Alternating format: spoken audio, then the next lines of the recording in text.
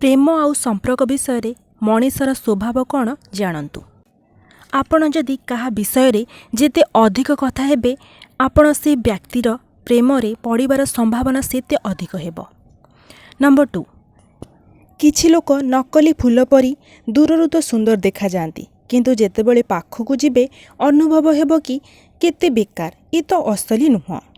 Number 3, प्रेम सेतेबेले होइथाए जेतेबेले कोनोसी भी जिनिस ठीक न थाए आउ सबु जिनिस बहुत दुख पहुँचाई थाए किंतु पुणी भी आपण सेही व्यक्ति को बारंबार चाहूथिबे।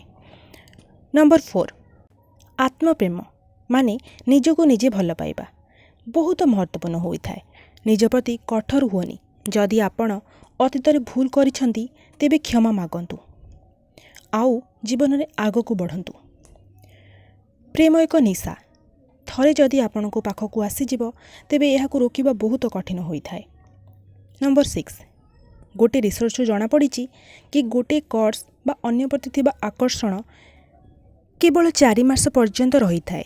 जदि यह वर्ष धरी जारी रही तो एहार माने हेउची कि आपण प्रेम रे पड़िछंती। दुईटी लोकंक पाखरु सबु बेले दूरे रहिबे। प्रथमटी अहंकारी, द्वितीयटी व्यस्त।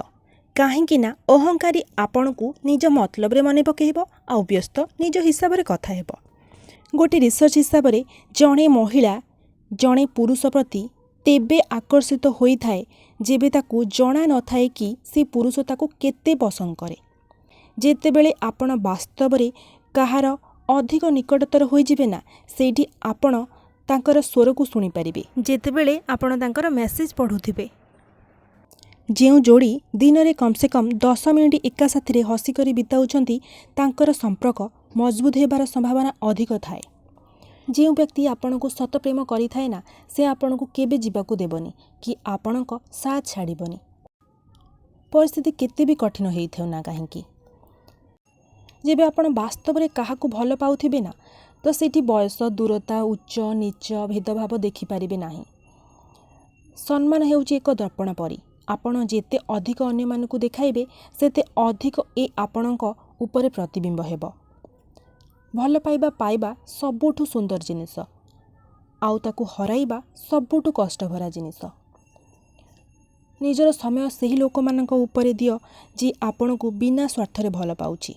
जे टिके कथारे तार स्वार्थरे आँच आसिले तार भल पाइबारे कमी नजर आसुची ना सेही भली भल पाइबा ठारू दूरे रुहंतु।